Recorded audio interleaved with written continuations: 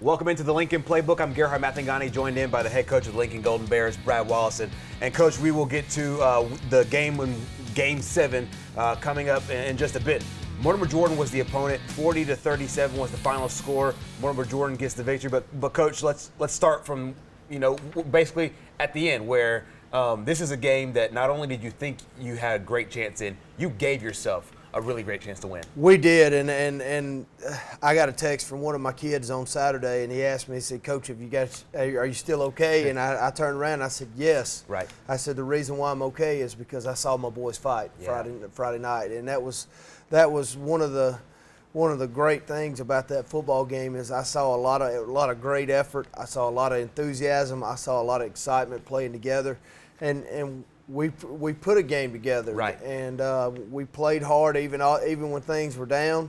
We got ourselves back up on the board and got back ahead. And there was a lot of things in this ball game that we need to take out of it and keep using as the season progresses. Absolutely. You talk about the lessons learned really in every situation, and especially when it comes to the lessons of adversity, when things just don't go your way, even though you've done all the things the right way. You talk about that aspect of it, being able to show them, as much as it hurts right now, the lessons. Well, I mean, when we go in and watch the tape with the kids, our basic thing is we don't want to bring them down because they played so well. For sure. And you want to say, all right, you had adversity here, and this is how we overcame it. So I know you can do it. And I know we can do it for the rest of the year.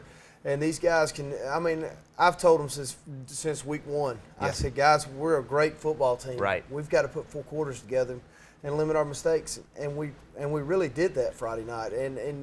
But we just had some adversity strike on us at the end of the game. And we've got to use that and mature off of that and grow up off of that and go to week 8. Is there any? With this team, is there any sense of we can do this now?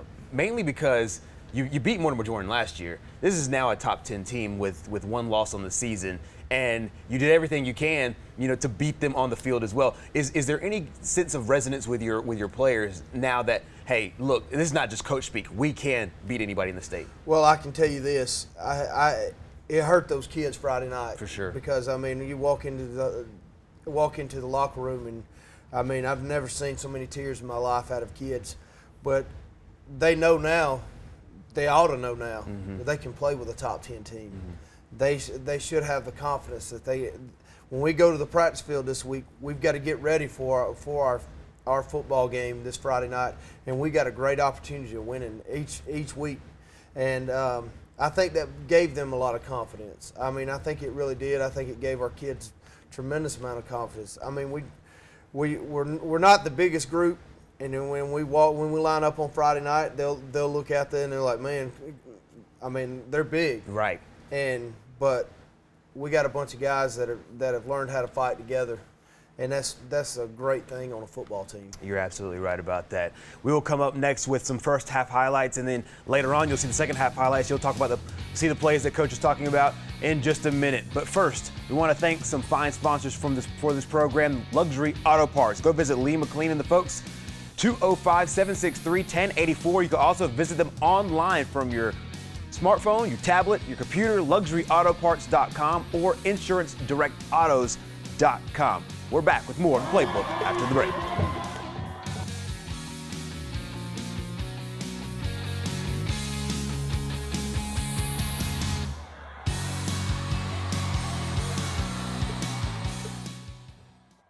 We are back with the Lincoln Playbook first half highlights of the Golden Bears football game against Mortimer Jordan, one of the top 10 teams in the state of Alabama in Class 5A. Coach, talk about the way you wanted to come out on offense. Well, offensively, we wanted to come out fast, and we wanted to give them a bunch of looks and come off of our zone read stuff and our power read and mix in the pass with it and just kind of spread them out. And we did that. Well, the only problem is we can't go down to about the 20-yard line at the beginning of a big-time game. We need to go ahead and put the ball in. Right. And you were able to get the field goal there and get an early 3-0 lead. And Mortimer Jordan's one of those teams, we talked about it last week, how they're tough, they're athletic, and they're really, really strong. Yeah, and they're very explosive. They've got explosive plays that we noticed that if we didn't get control of, that they would get it down the field pretty quickly. And our guys did a great job swarming the football, and of course we got a fumble recovery right there, right at the beginning of the ball game, and our offense moves the ball right back down the field. This was something that I was glad to see about our team on Friday night, was our offensive side of the ball picked up and helped out our defensive side of the ball. Absolutely, and we're talking about this guy, Zay Caldwell, and you'll see him so many times throughout these highlights. He was just such a big factor both in the pass game and the run game. He had a phenomenal night. He had one of those extraordinary nights that you would say, and he did a lot of things right. He did some things that were just football instinctive, and he's got great football savvy, and we rely on him a lot on the field as being our general on the offensive side of the ball. Absolutely, and Mortimer Jordan comes back, and like you talked about, not only are they really explosive, but they try to attack you in all kinds of ways, and so it's a little difficult to prepare for them, but once you see their tendencies, I feel like they're a team that you can kind of dissect. It's kind of like what everybody talks about when they play Georgia Tech. Yeah. I mean, you never see that offense all year long, and then all of a sudden now you have it, and you've been watching spread, and you've been watching the I formation stuff and the wing T. Well, when you get into the veer, it's a little different. Right. And our kids had to make a major adjustment this week, getting used to it in practice. Absolutely, and it's also hard to prepare for because it's not something that your guys run too. So even when scout team is trying to replicate what they do, it's different for your scout team. Oh, it is. It's a major difference, and getting our kids to scramble on backside and get up the backer and that type of stuff, just so our kids on our number one defense. We actually use our number one offensive line this week to be able to try to simulate that, but. It was a tough feat for our scouts all week long. Absolutely. At this point, you have a 10-6 lead, and as part of the message at this point for the defense especially, we understand that they have an explosive offense. They'll get their yards, but try to keep them out of the end zone as much as possible. That was what we were trying to. We were trying to bend but don't break. And I mean, I was looking at our defensive line after breaking the film down compared to theirs. And I mean, we're probably averaging about 200, 210 across the board, and they're up around the 250s, 275s. Right. And we're playing with them, and we're not getting knocked off the ball. So that means our strength program has come in, and it has helped us tremendously. And our guys are actually getting it. I mean, they're doing exactly what they're supposed to do up front. Absolutely. And they would end up coming in here and punching it in for the touchdown, but we talked about how earlier you had a 10-6 lead. So even though they take the lead going into the halftime, you have to feel really good about yourself. We do, and I mean, we never got down on our kids. When we came in at halftime, the one thing that we kept saying was, if you can't quit now, you can't. The adversity is here. You got 22-10. Right. We're coming in. Either we can pull it together and we can go back out there and keep fighting, and we can get our points back on the board, and we can make this a ball game, or we can fold up tent right now, and we can just make this be a massacre on our home stadium. Right. And our kids weren't about to go for the second option. Yeah. So, but we did a good job making adjustments at halftime. I thought both offensively and defensively, and we came out and we played a pretty good ball game in the second half. Absolutely. Let's dive a little bit into those adjustments. Was it a thing that what you saw on Friday night was basically what you scouted, or did they throw in some extra wrinkles? Well, they started running a little bit of midline. They hadn't ran that all year long, and that kind of hurt us the way we were set up for the veer. And they started. I call it inside-outside veer. They started running a little bit more outside veer with a tight end trying to get the fullback on the edge. Right. And so that took away from our quarterback read. And so we had to make some adjustments on that. I mean, they did a good job of switching it up throughout the game and keeping our guys. I mean, there was a lot of thinking going on during the football game Friday night. Absolutely. Let's talk about from a matchup perspective. There's one thing to see it on film, and then there's another thing to see them in person. Talk about their size, because it looked to me that they were really big. But like you said earlier, you weren't pushed off the ball. You were physically able to match with them in the trenches. And that was, like I said, that's a tale to our weight room, our weight program that's been going for the last 3 years. Our kids aren't the biggest kids in the world, but they lift every day. We lift 4 days a week right now, and they lift every day, and they get after it. And the thing about it is, they are strong. They are a strong bunch of kids. Right. But we're just not. We just don't have the 6'4" John Tavius anymore. Right. We've got our smaller guys and like I tell them every day. I said I'll go to war with anybody. Absolutely. As long as you give me great effort. Absolutely. And that's what they do. For sure, and that's exactly what they did in the second half. A very high scoring, very explosive second half. You'll catch all the highlights of that coming up next right here on the Lincoln Playbook. First off, let's take a listen to the band's performance Friday night.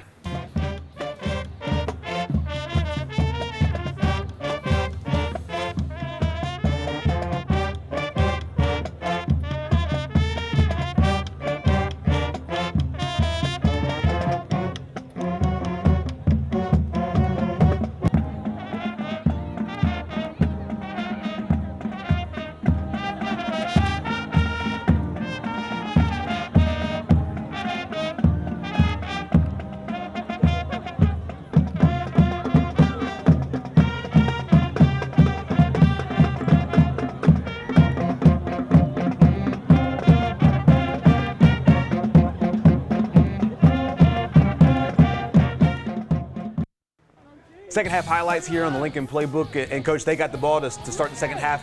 Talk about the way your defense came out and played, and then some of the things that you wanted to see early on. Well, we wanted to start out fast, and I always say start fast, but we like to set the precedence of how the half's going to start. I mean, how the game's going to unfold, and that's one thing that I'm always preaching to them. We went after a block kick. I really don't think that was. I think that was more of Whiteside trying to avoid that. Right. I'm not going to sit there and argue with the referee about it, but his flag's a flag, and I think it was a good show on the punter's part of it. But we went out here and battled. Whiteside returns a fumble recovery for a touchdown. Yeah. I mean, this gets us back in the ball game right here. To me, it almost seems perfect that, it was the play that he made, just trying to make an effort play and get out of the way of the punter that kept that drive going, and then he ended the drive with that play. That's exactly right. Now, I mean, our kids, when Whiteside's out there, you never know what's going to come out of that free safety position. Right. I'm just being real honest with you. He does an exceptional job for us each week. We had a breakdown on our kickoff coverage. We try to do some things a little different this week, try to let our kicker branch his legs out. Well, we had to go back to our normal sky kicks later on. Yeah, and you're taking a good look at some of their backs. They had some really, really big backs. They did, and they actually had a back that wasn't even in the ball game, number 30. He was actually out on the bench, but then they've got 28 and 26 that they can stick in at fullback. And both of them are 230, 235, 40, 240-pound kids. And I mean, I have a linebacker that weigh 195. So I mean, we did a good job of sticking and trying to do a good job against those fullbacks. Absolutely. You saw Devontae Whiteside once again coming up with a huge defensive play that led to another big touchdown. Yeah, he did. I mean, he had an exceptional night. I told him after the ball game, I said, man, get your head up. Let's go back to work Monday morning and Monday afternoon and get ready to go and play the next week. And just like good teams do, like Mortimer Jordan, and this was at this point you had a 1-point lead, but it's right there fighting back and forth. It was a bar. I mean, it was a brawl. It was like a boxing match that would never end. And it's just we're slugging and they're slugging, and I mean you just keep trying to hit and trying to make things happen at all times. Absolutely, and that's another guy, big number 4, Montreal Jordan, that had a huge night for you as well. Man, he was fantastic Friday night. I think he had over 100 yards total offense. That's catching and running the ball. He was just an exception. He was all over the field. Absolutely. We talked about it in the first half, and here he goes once again in the second half. We call him the grease pig. You can't touch him. I mean, there's few people that really got a hold of him. He does a good job of running the football and gets in the end zone a lot. And they come right back, and we talked about this is a team. Mortimer Jordan they're not one of the top teams in the state for no reason, but then you're able to come back, bend don't break mentality, and get a big turnover. Get another turnover right in the end zone, and we'll put it right back in Ken's hands. And I mean, what he's doing, he's reading off his power read. He's got a run. He's got a run handoff, or either he can run it, or either he's got a pass option. Right. So they got 3 things they've got to cover up on one play. So, I mean, he does a phenomenal job reading everything that we try to make him do. Absolutely, and Mortimer Jordan is one of those teams where they won't back down. They did get the touchdown, but they didn't get the 2-point conversion, which was big. that was real big, and I mean gave us.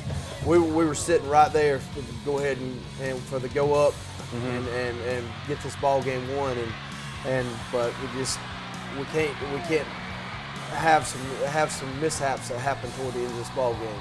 Right. And as far as the defense goes, you know, the score is going to show 40 points, but as you're seeing in these highlights, they really played well. They battled all night. I mean, they really did.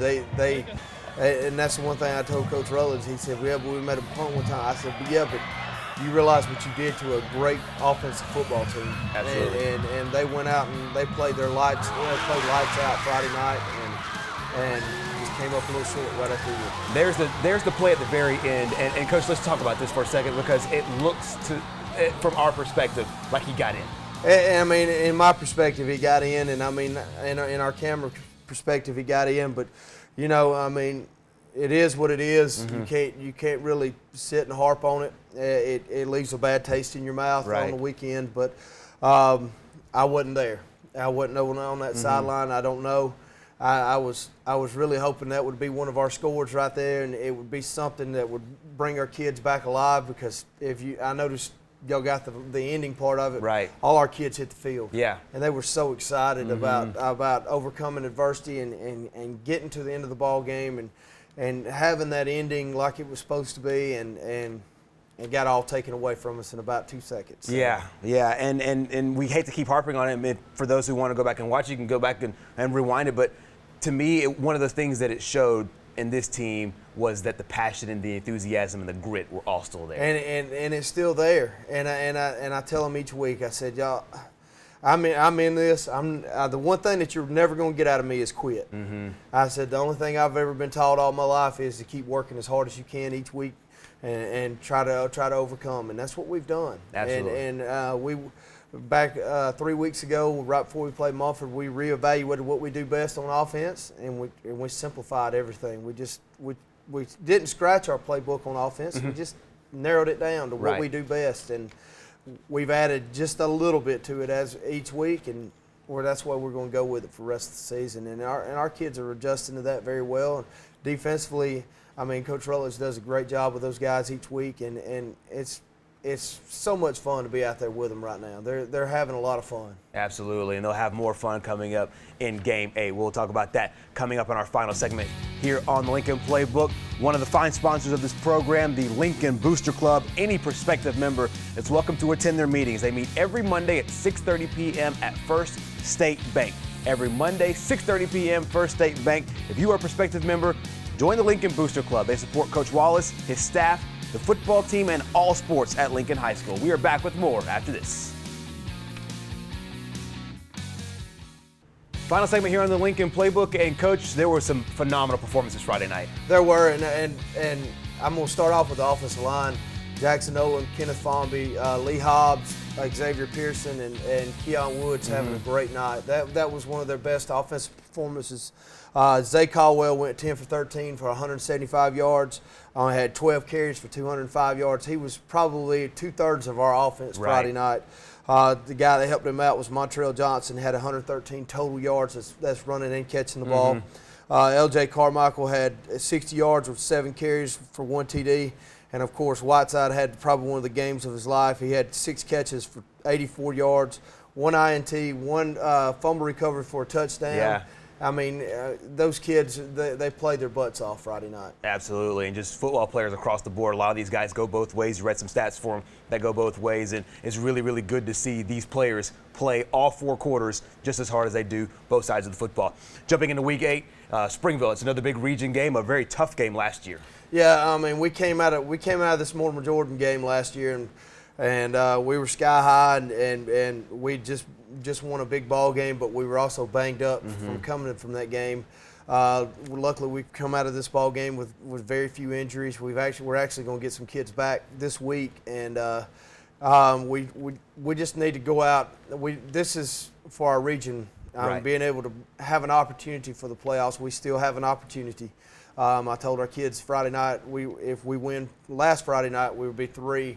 We've got to have a little bit of help, but we have an opportunity to be 4. Right. If we do, things work out like they're supposed to. So that's the one thing that we've got in our mind right now is we're going to try to win out the rest of the year, and we're going to take it one game at a time. Yeah, we talked about the Class 5A Region 6 standings. We'll take a look at it, and it's a situation where, like you said, the way the playoffs are set up and the way everything is set up, you need a little bit of help, but there is now incentive to go out and do your best because there is still a shot. There still is, and that's one of our goals. I mean, we talk about region, and the second thing is to get in the playoffs, and that's what we want to try to do each year. And I think these kids are deserving. I mean, they've went through a lot.